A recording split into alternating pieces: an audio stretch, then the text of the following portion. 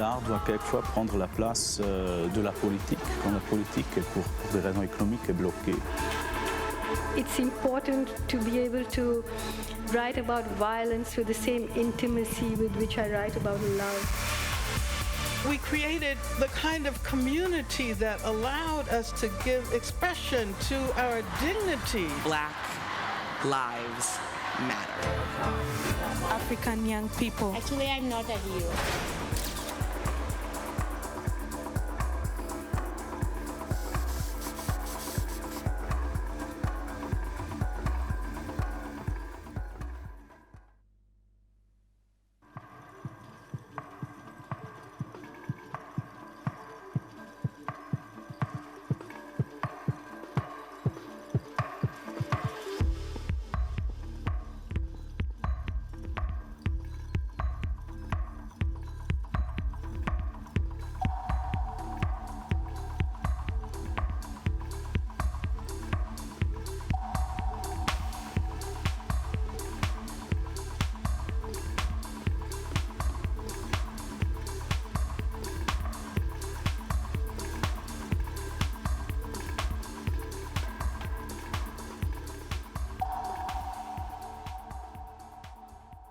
Thank you for being with us tonight in Geneva, or should we say this morning in California, where you are speaking from to us.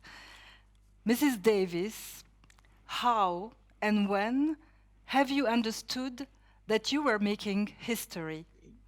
Well, I should say that my sense of being a part of movements that have the potential to transform history came long before people were aware of me as an individual. I think possibly when I was a child growing up in Birmingham, and my mother used to tell me that segregation was not ethical. Segregation, racial segregation was not the order under which we were supposed to be living, and that we would change the situation. We would be able to challenge the racism, the structural racism, and things would change. So I think probably from the time I was very young, I realized I was a part of a movement that was attempting to change history. And I have to say, even as my name became known because of the campaign that developed all over the world around the demand for my freedom, I recognized that it wasn't about me. It wasn't so much about me as an individual. People joined the campaign because they were opposed to racism, because they were opposed to political repression. And I still have that perspective toward the many campaigns in which I have been involved. Anyway, for the people of the world, you became very famous with your experience in prison. Was it also to you a trigger event? Well, you know, before I actually was arrested, I had been doing a great deal of work around the demand to free political prisoners, challenging the racist character of the prison system. So even before I was arrested, I was involved in the campaign to defend those who were behind bars. I know that that my image has circulated widely all over the world, but my relationship to that phenomenon is not so much that I am a famous person, but it is rather that that possibility was generated by collective movements, by people coming together, by people who were committed to guaranteeing that I would not be sent to the gas chamber. And so my connection to that image is not so much a personal one, no, but rather it's about the ways in which mass movements can literally transform the world, can accomplish far more than individuals. So when you were in prison, it was a collective conscience that helped you to stay alive and to stay Yes, stay it strong. was. It was. It was. And of course, I realized that as an individual, I could never be so powerful as to be capable of all of the things that were imputed to me. And I recognized that I was at that moment a rather easy target for the government to attack the entire movement. So that has always been my own perspective, and I look at all of the various images on T-shirts and posters and so forth, and I don't so much relate to those images as images of me as an individual. I relate to them as indicative of the ways in which people came together all over the world and accomplished what was assumed to be impossible. And let me tell you that I sort of came to this recognition when I saw a young woman with a T-shirt on that had my image. And it used to be that whenever I would encounter someone who was wearing a piece of clothing that had my image on, it made me feel sort of embarrassed. I kind of didn't know how to respond. But when I asked her, this young teenage Black woman, why she was wearing such a T-shirt, and she told me, when I put this T-shirt on, I feel powerful. I feel like I'm capable of accomplishing anything. And even though she may not have known about the history of the movement, she sensed that it was about generating power, generating collective power. And this is how I continue to try to understand that phenomenon. What is, if you had to find one image, what is the strongest memory you kept from your years of activism? Well, you're still an activist, but at those years. Oh my God, there are so many memories. But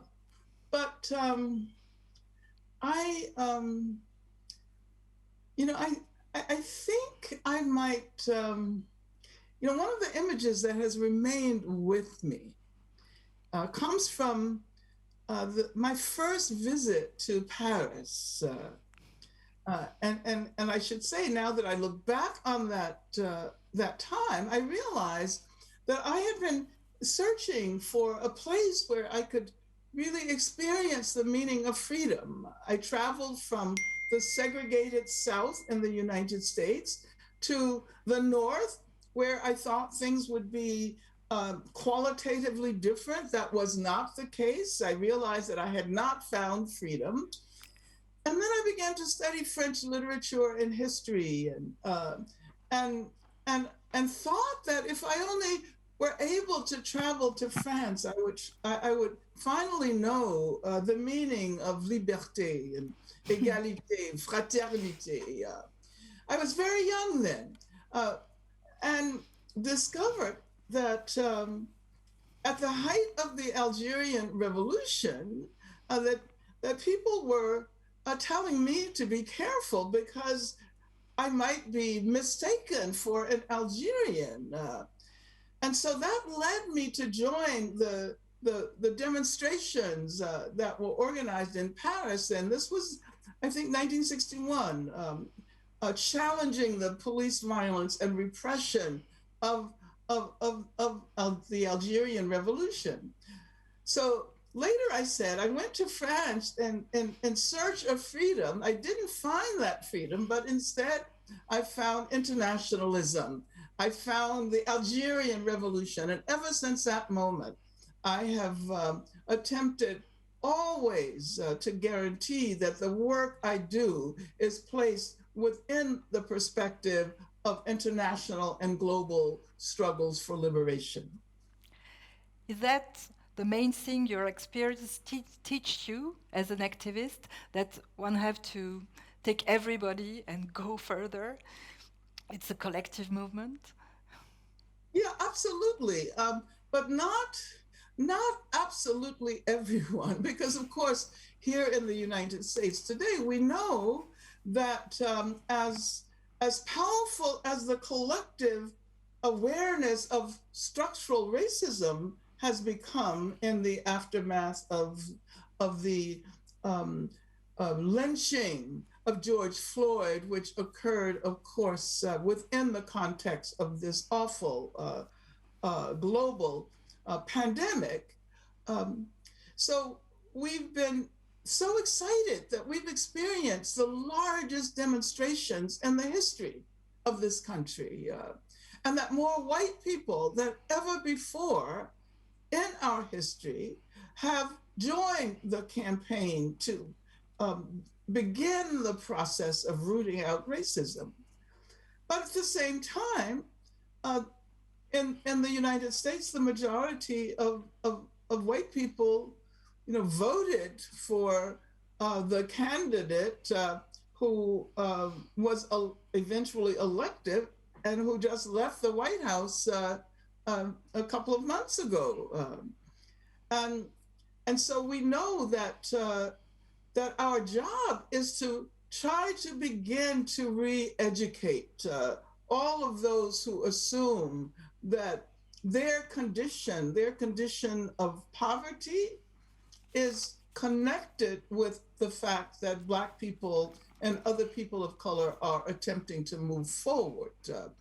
They have to understand that their plight is very much connected to the outcome of these struggles for liberation waged by Black people and Latinx people and Indigenous people and other people of color. Mrs. Davis, you dedicated your life to fight systemic racism, but in 2021 still, we know that a Black person is 5 times more likely to be arrested by the police than a white person. Does anything really improved in the fight for racial justice and against institutional racism in the USA? Well, there are those who say that we've been fighting the same struggle over and over again for generations and generations. And of course, it might feel that way, particularly given the fact that there have been so many historical assaults on Black people by the police or by racist vigilantes. I often point out that I can chart the trajectory of my entire time as a radical activist by looking at cases involving the killings of Black people by the police. And of course, there are those who say then that nothing has changed. But my position is that we have to learn how to recognize our victories, even if they are small victories, even if they do not manage to radically transform the conditions we're trying to change. We have to recognize that our activism does make a difference. And I would answer your last question by saying that what happened last summer, as a direct response to the police murders of George Floyd and Breonna Taylor and others, is that there emerged this collective awareness of the structural and institutional character of racism. Up until now, in the mainstream, racism has been treated as an individual defect, as a problem that individuals have to solve by changing their perspectives, changing their attitudes.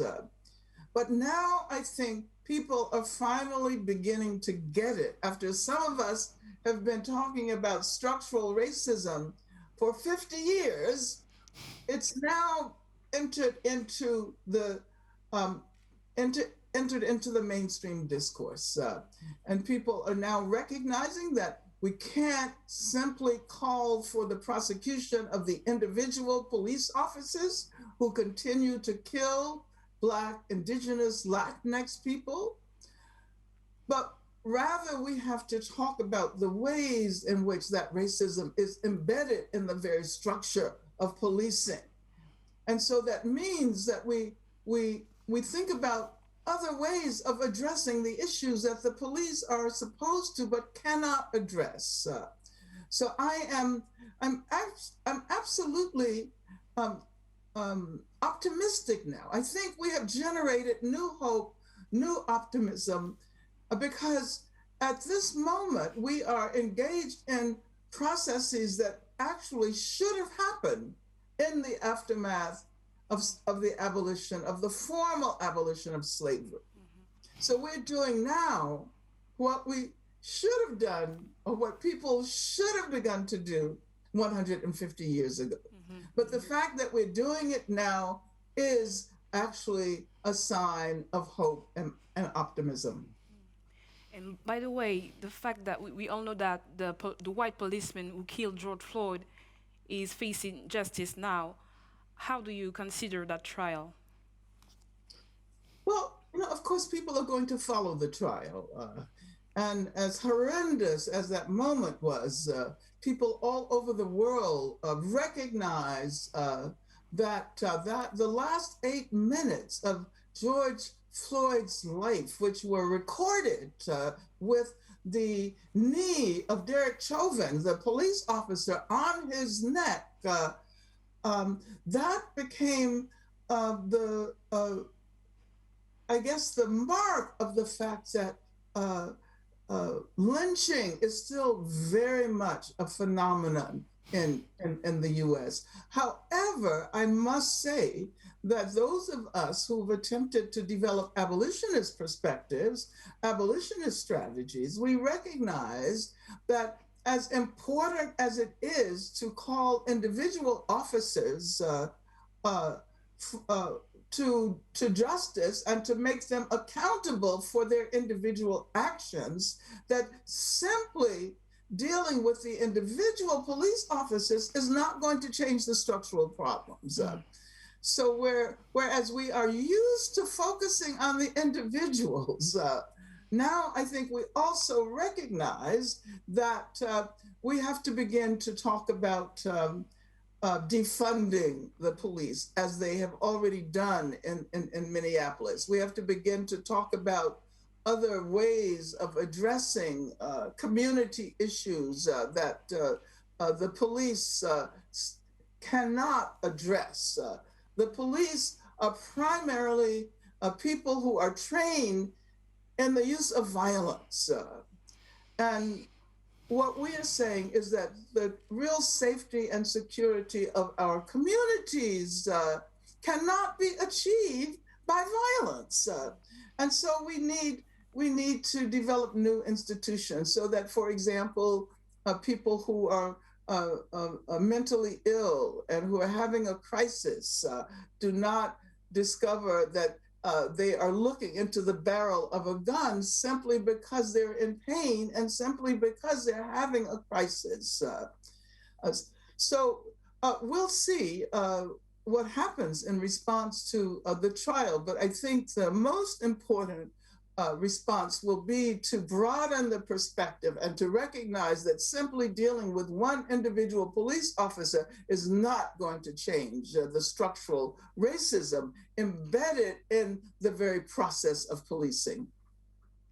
As you said before, more than 50 years ago, you took part in the civil rights movement and in the Black Panther Party, and you are today, I guess, a supportive witness to the Black Lives Matter protest.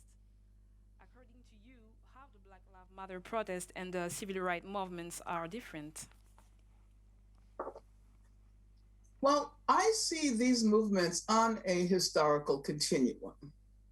And I do not think that this moment, this era we have designated as the Black Lives Matter era would have been possible without the work of the Black liberation movements, the Black Panther Party and other organizations associated with the Black liberation movement without the civil rights movement. And many people are not aware of the fact that there was a movement that preceded, well, there were many movements that preceded the civil rights movement, but in the 1930s and 1940s in the South, the Southern Negro Youth Congress, which was created by Black communists, Black members of the Communist Party, did important work to create the terrain for the civil rights movement. And because of the anti-communism that we know only too well, that has been eliminated from our history. But I would also point out that we have to look at the era at the beginning of the 20th century with the rise of organizations like the NAACP and the Urban League and the development of the anti-lynching movement led by people like Ida B. Wells. So, I mean, I can continue to go back further, but I think it's so important to recognize that the history of African-descended people in the Americas has always been a history of struggle, whether we're talking about the US or whether we're talking about the Caribbean or whether we're talking about South America. That struggle has always been what has shaped the experience of African-descended people in the Americas. What would you like to say to them, to the fighters now? What is your message to them? Well, you know, I don't have a single message for them because I work with many of the young people who are a part of that movement. I know Patrice Cullors and Alicia Garza and Opal Tometi, who created Black Lives Matter. I'm on the advisory board of the Dream Defenders, and I've been involved with the young activists, recognizing that it is their time to give leadership. And so, of course, I share my experiences, and of course, I have conversations that I hope will be helpful to them as they imagine new strategies. But I've also learned that I have to be open to new approaches that they are developing. It's not my role to say, this is what we did in the 1960s, therefore this is what you have to do in the 2020s. My role is also to learn, and I've learned a great deal from the young activists, especially around the nature of leadership and the collective nature of leadership, and the fact that women can be in the forefront, that Black women can give leadership, given the fact that Black women have always been the backbone of all of these struggles. And what we see now are young Black queer women in the forefront of struggles against racism, but they're also anti-capitalists. And they also recognize the importance of challenging heteropatriarchy. So I am really excited about these new movements. And I think, again, that we see them as connected, interrelated, and residing on the same historical continuum. To go back to history, Mrs. Davis, did you see that? Can you say, or I don't know what you think, but is the dark legacy of slavery still shaping the United States, nevertheless?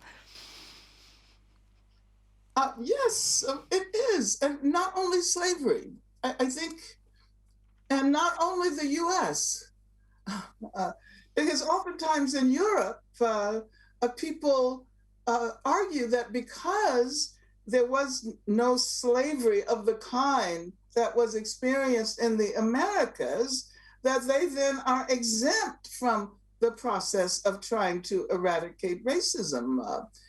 But colonialism combined with slavery were the two motives that allowed for the emergence of capitalism and of the capitalism that we are experiencing today.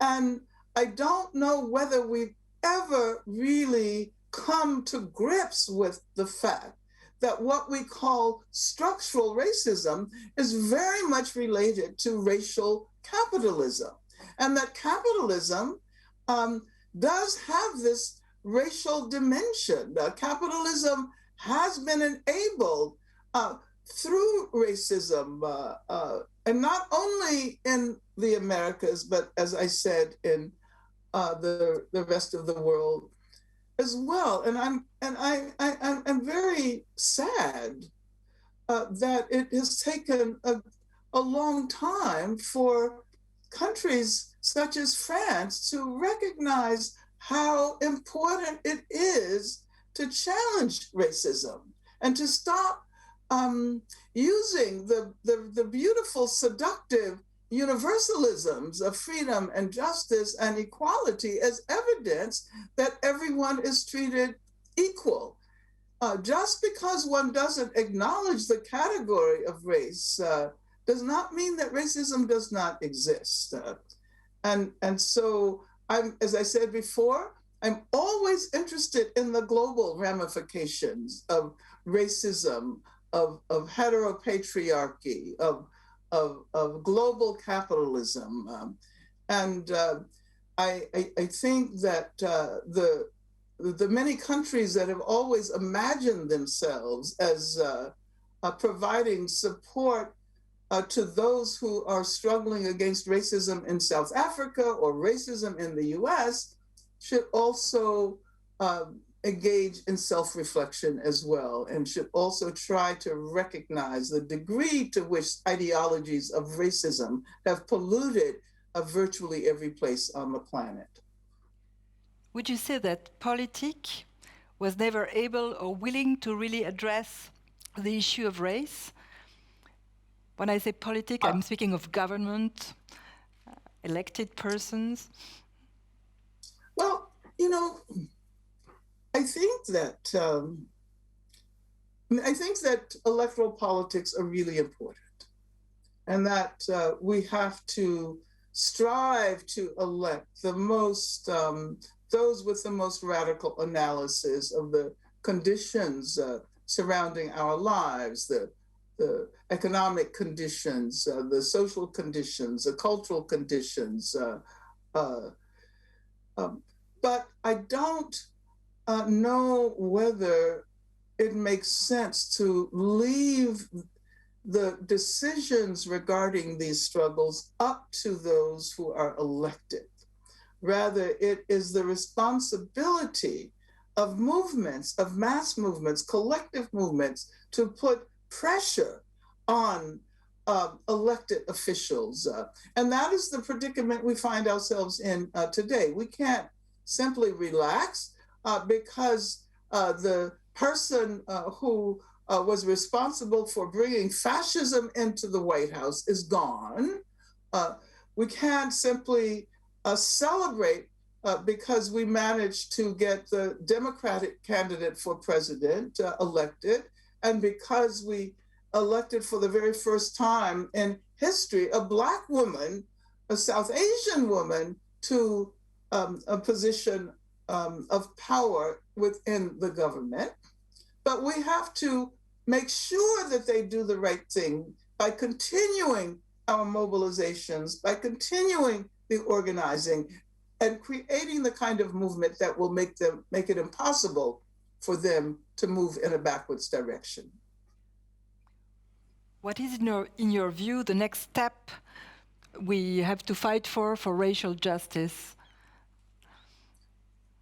Well, protests, or I think that, yeah, that's a very important question because many people believe that once the struggles quiet down, once you no longer see vast numbers of people in the streets, that the movement itself has waned. But I think it's so important to recognize that movements have their tempos, they have their ebbs and their flows, they have their moments of great intensity, but also they have their quiet moments. And it's oftentimes precisely in the quiet moments that the actual work is getting done, that institutions are in the process of being transformed. And I think what's exciting now is that all kinds of organizations, educational organizations, cultural organizations, economic organizations, are asking questions about the ways in which the embedded racism within the structures of their organizations has helped to reproduce the status quo with respect to racism. And they're trying now to change that. I can say that I'm a member of many organizations, but one of the organizations with which I'm working to try to create these transformations is San Francisco Jazz, the SF Jazz, and within the community of performers and the community of jazz listeners, because there's a great deal of racism there. We ask ourselves, why is it that music that was created by Black people in relation to struggles for freedom, which has become the music that people all over the world have received as a gift, but why is it in the US, if you attend a jazz concert, the audience is going to be predominantly white? And why is it that the people who gave rise to this movement are not present in the institutions that are charged with keeping the legacy of the movement, of that music alive? So this is just one example.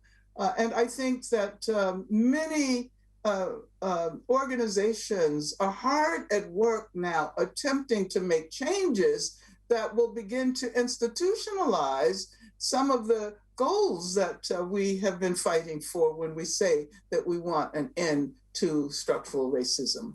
But, and this is just one last sentence, the elephant in the room is always capitalism.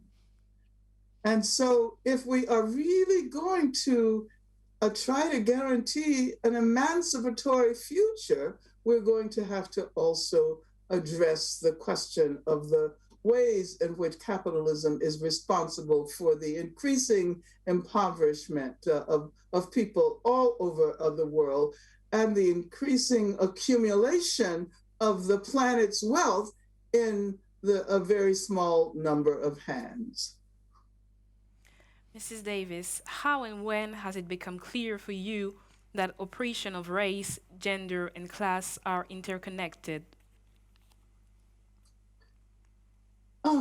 Well, it's so interesting that that seemed to be a major insight. But if one is open to the experiences that we all accumulate in the world, it is so clear that racism does not exist in the abstract, that gender oppression is always race, it's always class. And when we talk about economic class, that class is always race and it's always gendered.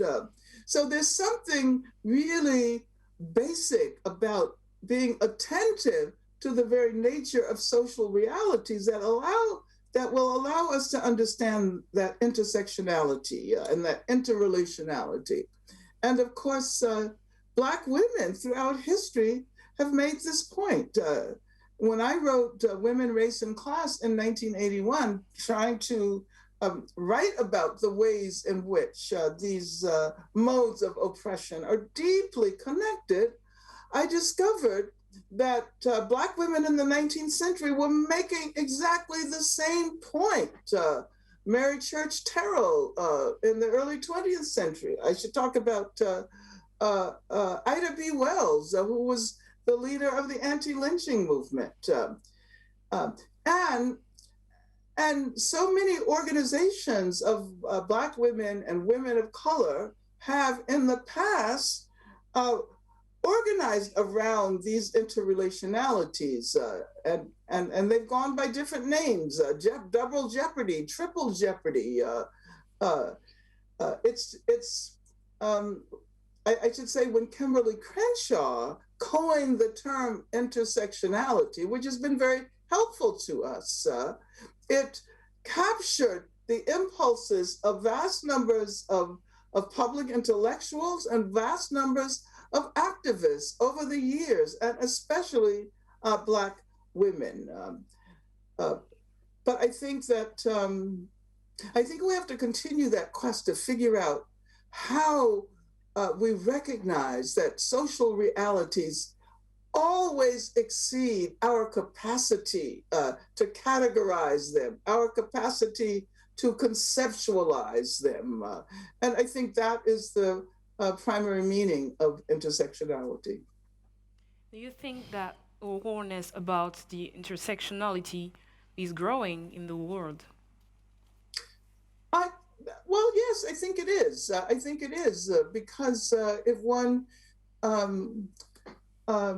acknowledges the ways, for example, that feminist movements have evolved over the last period, one can point to early formulations that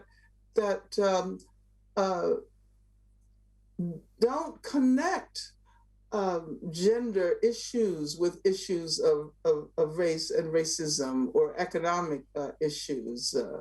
I mean, this is why many of us early on were very critical of what we considered the very notion of feminism, because we assumed that it was a product of struggles and conceptualizations of bourgeois white women, middle-class white women. But now, all over the world, in Brazil, in Africa, the kind of feminist, robust feminist organizing and conceptualizing that has happened acknowledges the interrelationality of race and gender and class and ability and the environment. I think that one of the points that we should always make is that any radical, anti-racist, anti-capitalist, feminist understanding of the world has to recognize that that climate, the assaults on the climate, the poisoning of the planet, is very much very much indicative of a struggle that feminists should be involved in, because there can be no liberation if there's no planet left for us to enjoy that liberation. So I always say that climate justice is always ground zero of social justice. If we go back to the 2020 elections, you mentioned before the arrival of Joe Biden at the White House and Kamala Harris as the first woman and Black person to serve as a vice president. Does it bring you hope anyway to see those people now in the White House? Sorry. Well, you know, when Obama was in the White House, people did call it the Black House. So, but yeah, you know, it was a victory. But we can't rest on our laurels, and it does not necessarily indicate a progressive future, a radical future. As I was saying, that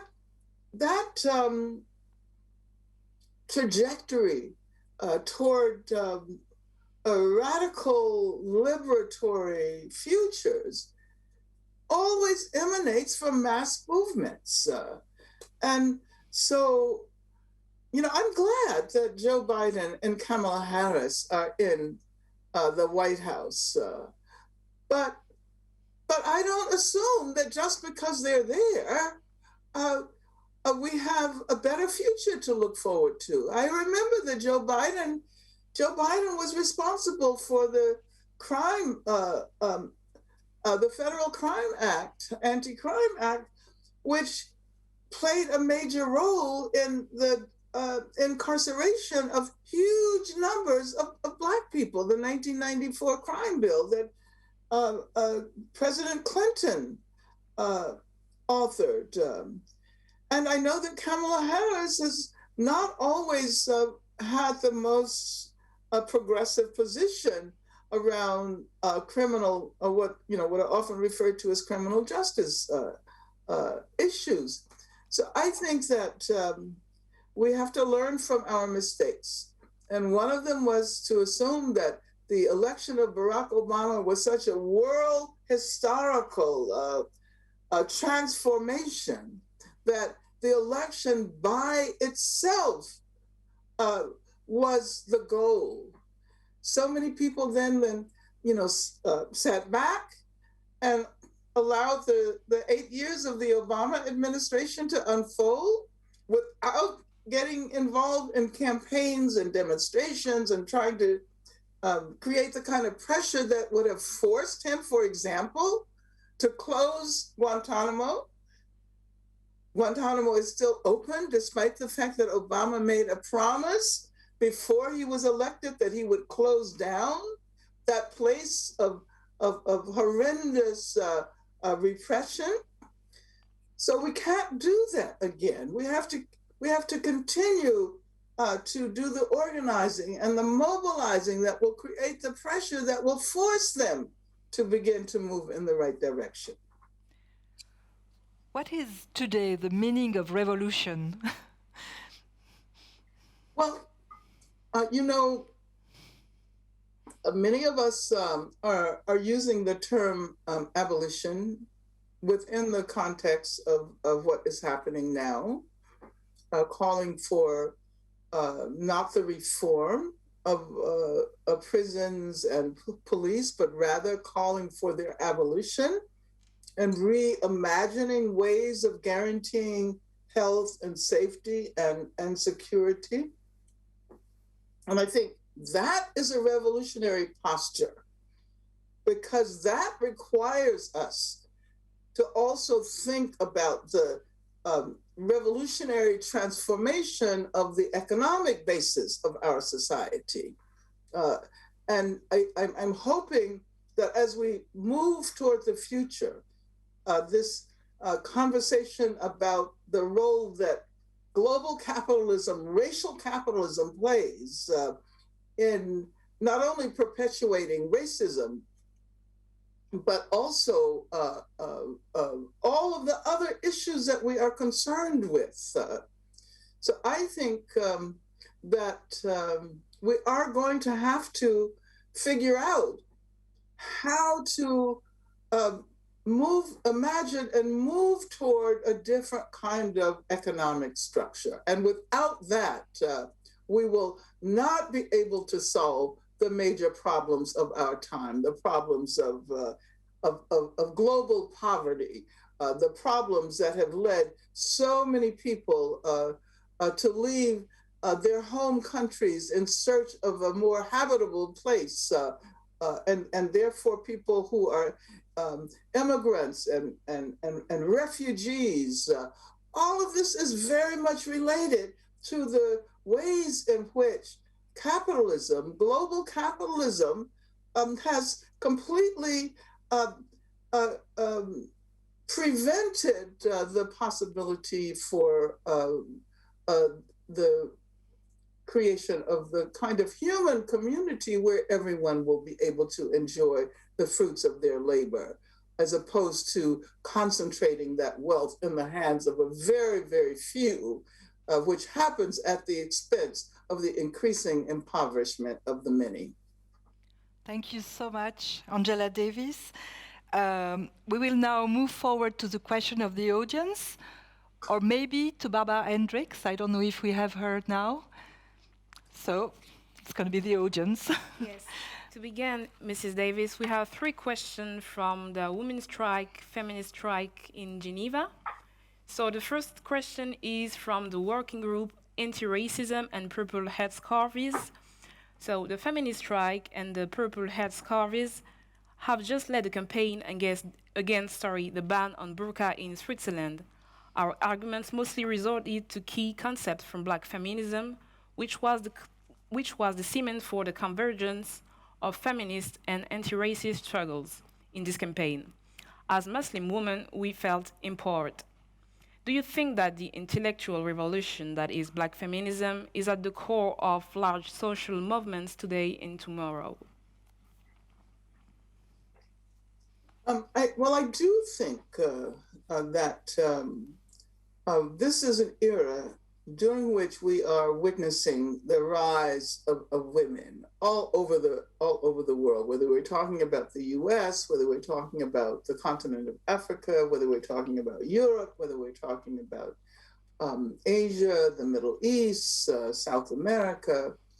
And I think it is so important to understand the ways in which the spread of Islamophobia, particularly in connection with what has been called the war on terrorism, which in many ways is an excuse to attack people who are perceived to be affiliated with Islam, whether they are or not. And I think Islamophobia has complicated the existing forms of racism in places like the US. This is why one of the most important developments in the Black Lives Matter era has been the development of strong ties with Palestinian resistors, and recognizing that if we stand with our sisters and brothers who are contesting the occupation of Palestine, we better understand what we are facing in the US, particularly given the role that Israel plays in the militarization of the police, not only in Israel-Palestine, but literally all over the world. As a matter of fact, we learned in the aftermath of the Ferguson protest in 2014 that small police department in this little municipality called Ferguson, Missouri, that police department had been trained by the Israelis. So the question that is posed by the person is so important, and precisely because if one looks at Islamophobia, one recognizes that women, Muslim women, particularly Muslim women who wear the hijab, are some of the primary targets. And in places like France that argue that their secularity or their position of secularity exempts them from having to address the racist ways in which Islamophobia gets carried out in places like France. That is, that's a major barrier to the understanding of what it means to struggle for an end to racism and for equality. And I think that Muslim feminists, African feminists are playing a major role in opening up this new terrain of struggle. So let me give you another question of the feminist strike.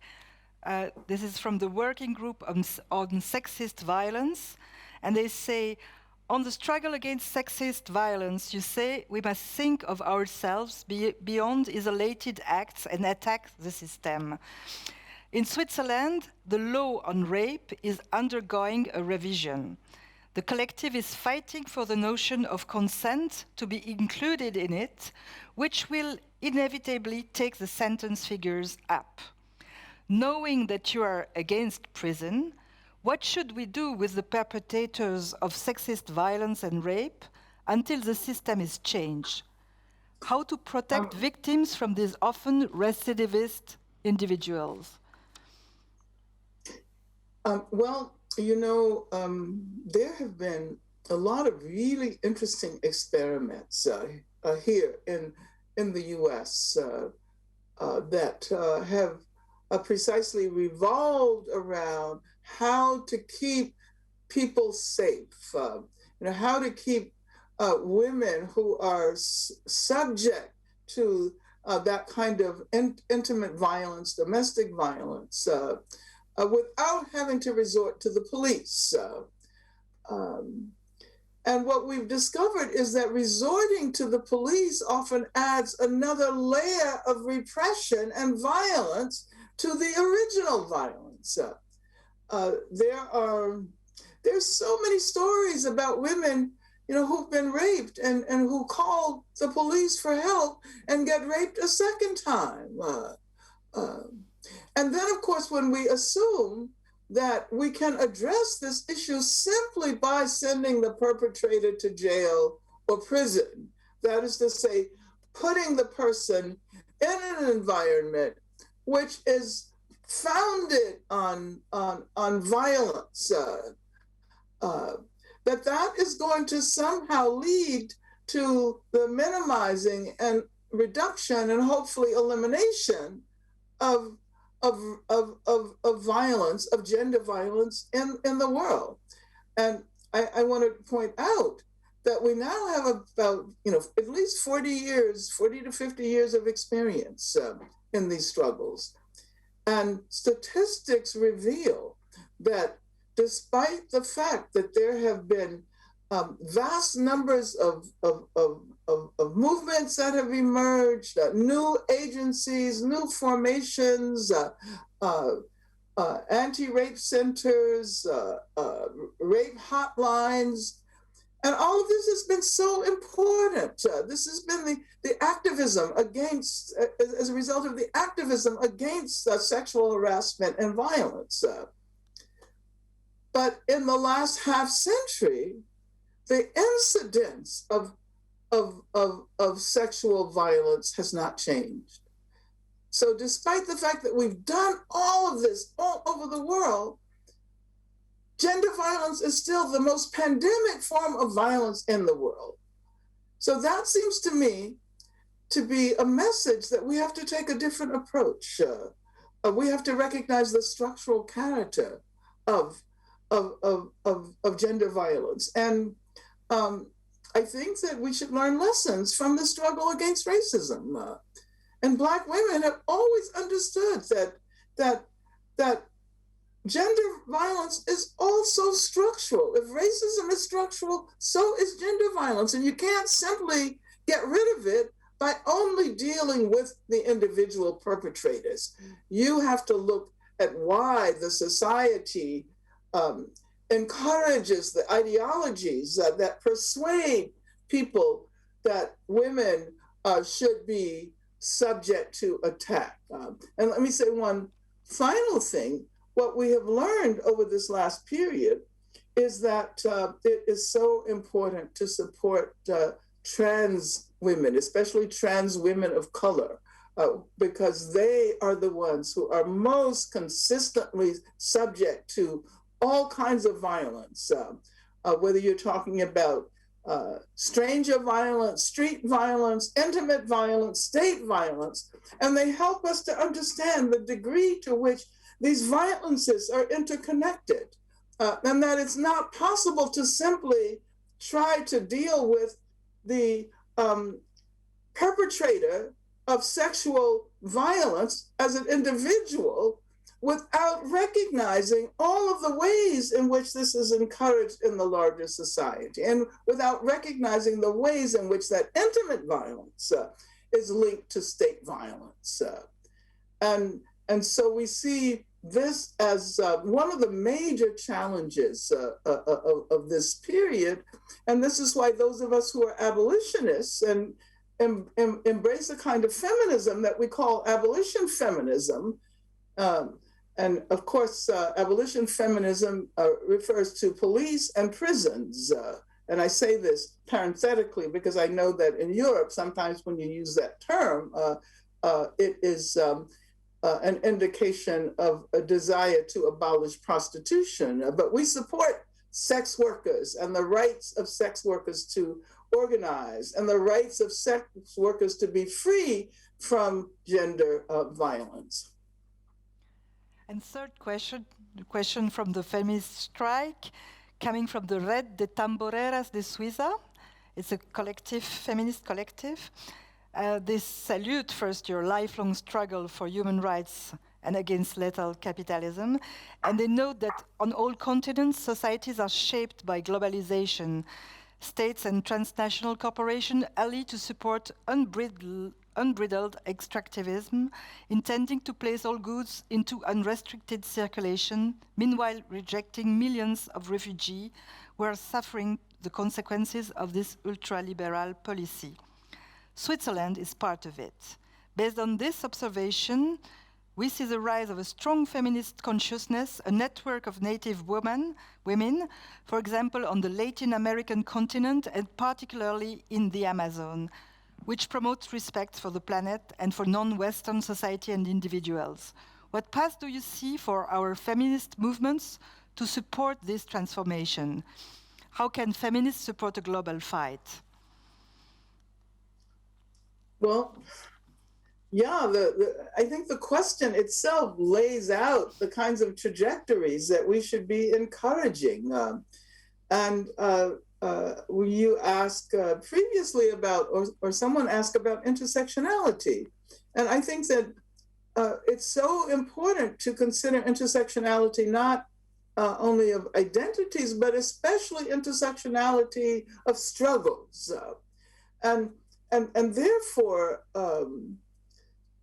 those of us who want to encourage revolutionary feminisms, argue that the feminisms have to be anti-racist, they have to be anti-capitalist, which will allow us to recognize how the pollution of the planet itself is a product of the historical linkages of racism and colonialism.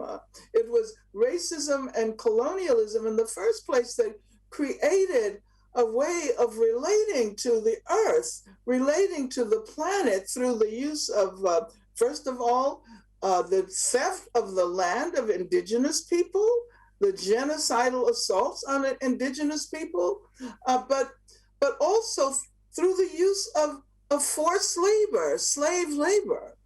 And that relationship to the planet has created the terrain for the development of what we now can recognize as the very destruction of the conditions of possibility for life.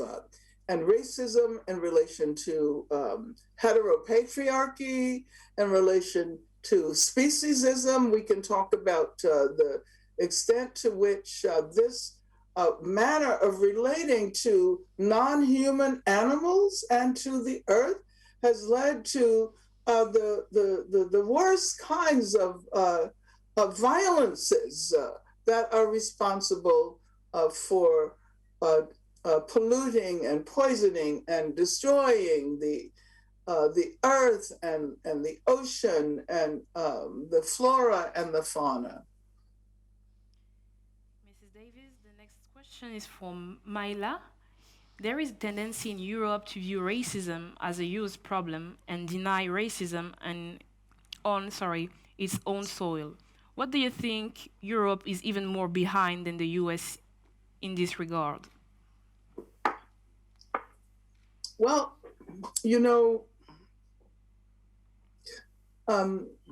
so many countries in Europe have been so open to expressing solidarity for people struggling against racism. and I mentioned before, there's South Africa, of course, and there's the US. And so the assumption has always been that racism unfolds elsewhere. It doesn't happen within the context of Europe, of the particular country. And this is, one of the reasons why I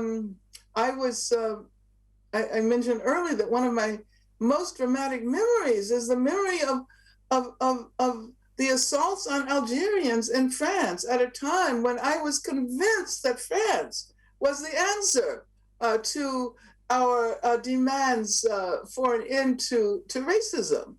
And I discovered that people in France figured out how to compartmentalize their own relationships to colonialism and what they saw as important struggles against racism in South Africa and the US.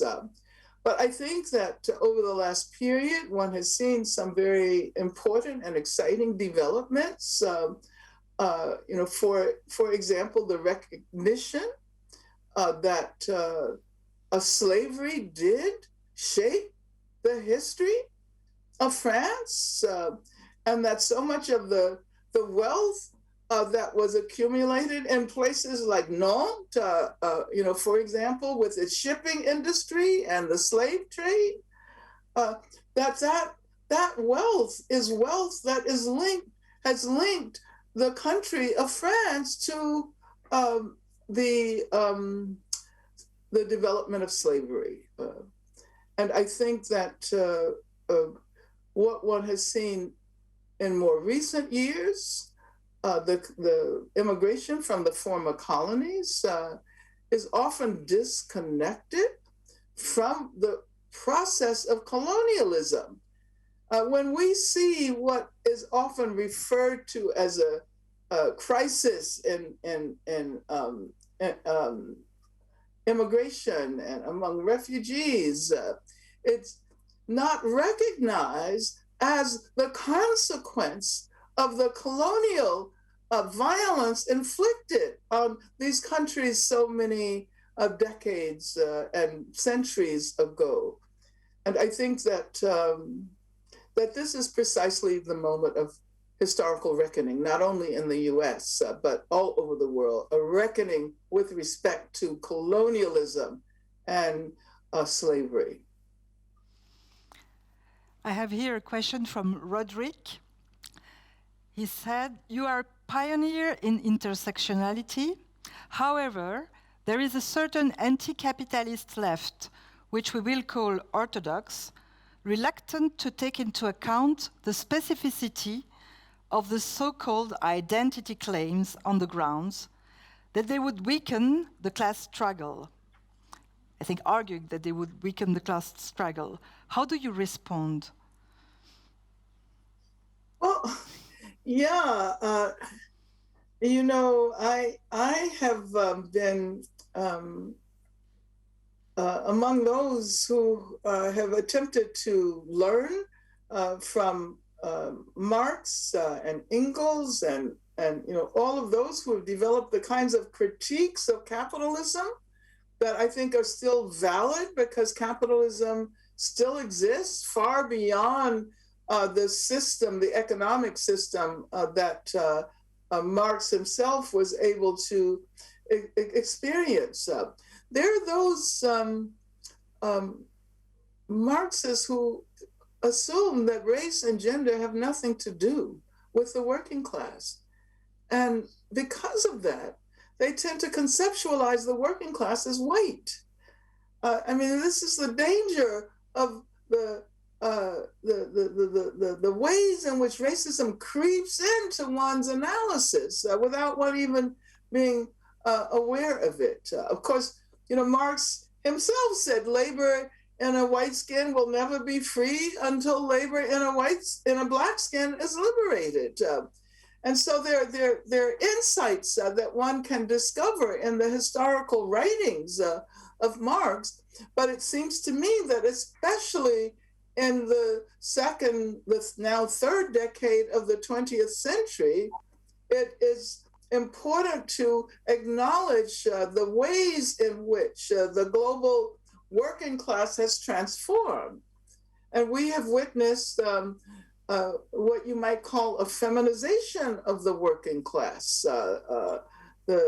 The impact of global capitalism, which has led to deindustrialization in many countries, such as the US, and the export of those processes to areas of the planet where labor is much cheaper. We've seen the rise of a global assembly line where the workers are largely women. When we're talking about, manufacturing of clothing and so forth, and it makes no sense to think of the working class as white men. The working class consists of people of all racial and ethnic backgrounds, and racism itself is always used as a way to prevent the unity of the working class. So unless we acknowledge the role of structural racism, we can never get to the point where we imagine a future that is based not on profit, but that is based on the needs of human beings. Thank you so much, Angela Davis, for answering all those questions. And I think we will give the floor now to Barbara Hendricks, who will say the final word. Thank you again. Thank you very much, Mr. Davis. Certainly, thank you. I'm overwhelmed. Thank you so much, dear sister, for the inspiration that you've given us tonight. It is so full with what you've had to offer to us. I'm going to go back and listen to it several times. And I asked my young activist sisters all over the world who've had this opportunity to listen to you, to go back and listen again and again. So many lessons. When I came to Isabel, the director of the festival, with the idea of having this subject as a day in the forum, this is when we thought we were all going to be able to meet together and talk for a day or maybe even two. But what you've given us tonight, I think you filled a week. So much information, so much inspiration. You have been a beacon in my life, a big sister to me for so long. And your courage, your understanding, it's all like a good wine. It's better than ever. You're stronger than ever. You're more fired up than ever. So thank you. Thank you so much. I wish I could give you a big hug. So I'm going to invite you to come back next year so that we can do this again, because I think you just got started tonight. And I want us to continue this conversation because you touched on everything that we should all be doing every day in our lives to fight for what is right, to fight for the promotion and defense of human rights of everyone, including the planet. And I'm all fired up and ready to go. And I hope that we meet again, that you will come back to us next year. I'm only the godmother of the festival, but now I'm going to invite you myself because this has been so fantastic. Thank you so much. I give you a big hug, and I hope I see you next year. And to all of you who've been here with us tonight, go back and listen to it again, because there's so much that can keep you going and to inspire you in your activism. Thank you.